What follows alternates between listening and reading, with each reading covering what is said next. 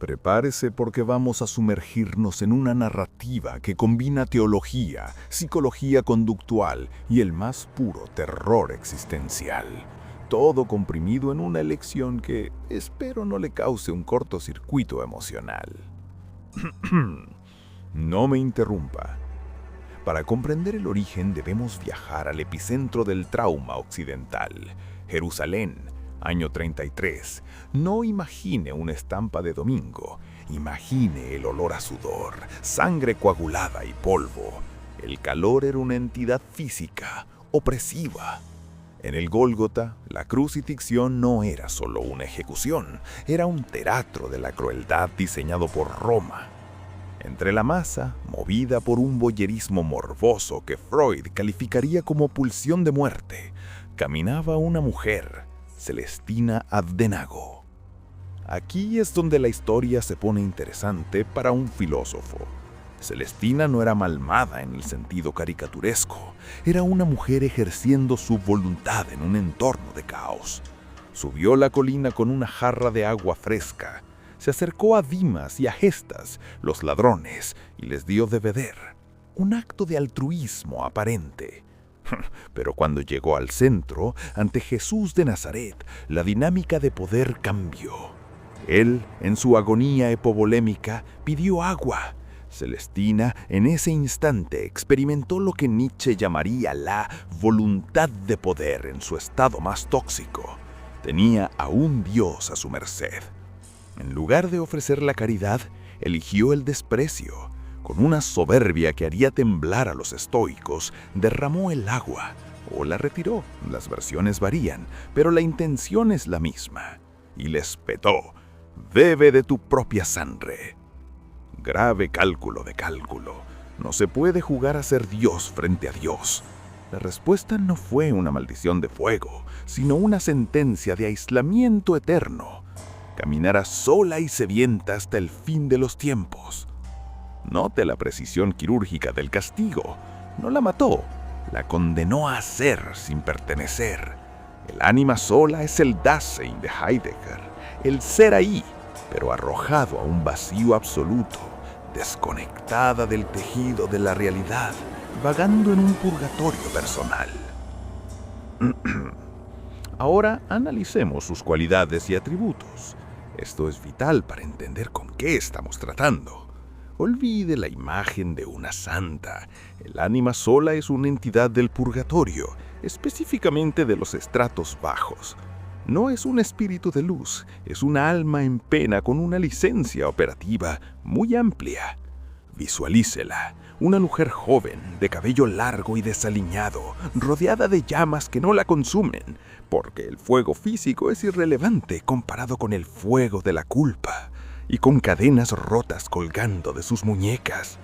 Estas cadenas son fundamentales, representan el vínculo roto con lo divino y, paradójicamente, su capacidad para encadenar a otros.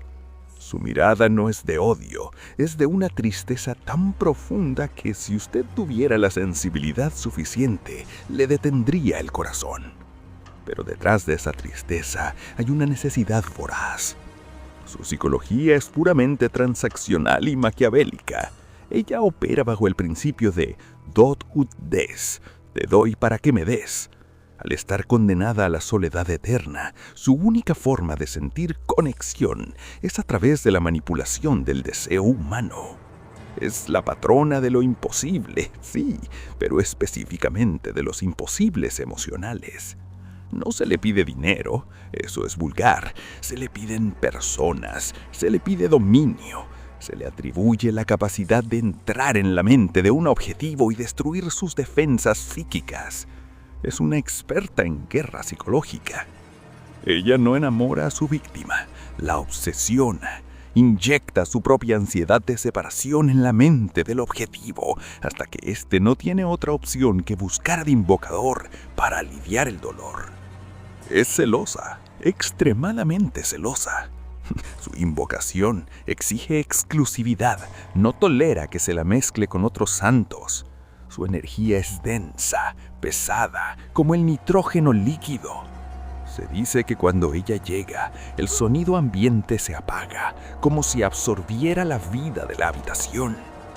Y aquí llegamos a la tercera parte, la praxis y las historias de terror, el para qué se ocupa y las consecuencias de su intervención. Escuche bien, porque aquí es donde la gente como usted suele cometer errores irreparables. Hablemos de un caso a favor, o lo que los incautos llaman un milagro. Tomemos el caso de un hombre, llamémosle Roberto, un sujeto patético consumido por los celos tras el abandono de su esposa. Roberto, ignorando toda lógica kantiana sobre la dignidad humana, realizó el ritual. 9 días, velas blancas, vaso de agua y la oración a las 12 de la noche. Pidió que ella regresara, arrastrándose. El ánima sola respondió.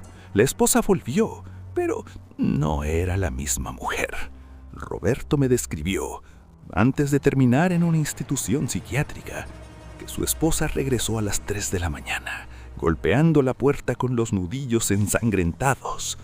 Sus ojos eran vidriosos, carentes de alma. No hablaba, solo lo miraba.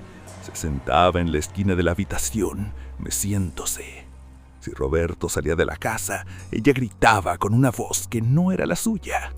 El favor se cumplió. Ella estaba allí, pero el ánima sola no restauró el amor, restauró la posesión física mediante la destrucción de la psique de la víctima.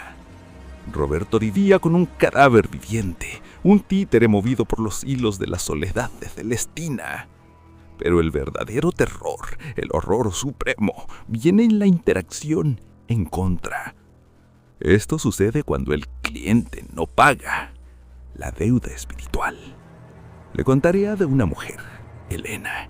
Hizo una petición para humillar a una rival de amores. El trabajo funcionó. La rival cayó en desgracia pública. Elena, embriagada de triunfo, olvidó la promesa, una misa y luz perpetua por un mes. Graso error. El ánima sola no perdona la ingratitud. Es tu detonante, pues le recuerda su propio pecado original. La primera noche, Elena escuchó el tintineo, cadenas arrastrándose por el pasillo de su apartamento moderno. Pensó que era la tubería. Pobre ingenua. La segunda noche sintió el calor, se despertó sudando, con la sensación de que alguien estaba sentado en su pecho. Parálisis del sueño, dirá la ciencia, pero Elena vio los ojos, vio a una mujer envuelta en llamas pálidas parada a los pies de su cama, mirándola con una expresión de hambre infinita. La entidad comenzó a cobrar. Elena empezó a perder cosas, primero las llaves, luego el dinero, luego la salud. Aparecían moretones en sus muñecas, marcas de dedos largos y delgados, como si alguien le hubiera agarrado con fuerza mientras dormía. Pero lo peor fue el sonido. Elena escuchaba constantemente a alguien pidiendo agua justo detrás de su oreja. Agua, tengo sed. Un susurro constante, día y noche, que la llevó al borde de la locura. El clímax ocurrió una noche de tormenta. Los vecinos escucharon gritos. Cuando la policía entró, encontraron a Elena en el suelo. Estaba viva, pero catatónica.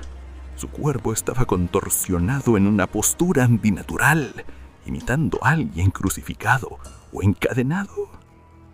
Las paredes de la habitación, escritas con ceniza, de origen desconocido, pues no había nada quemado en la casa.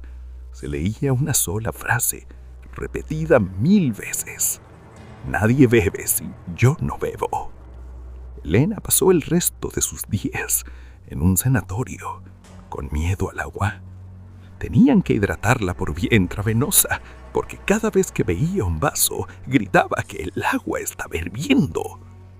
El ánima sola había transferido su condena a Elena. Compartió su infierno. En conclusión, el ánima sola es un recordatorio brutal de la condición humana. Es el deseo sin control. Es existe el castigo por la soberbia, y es la transacción más peligrosa que existe. Se le ocupa para amarrar, para dominar, para vengarse. Pero el precio siempre es más alto que el beneficio. Es una paradoja. Buscas compañía invocando a la soledad absoluta. Si usted, en su infinita ignorancia, decide buscarla, recuerde a Celestina en el Gólgota.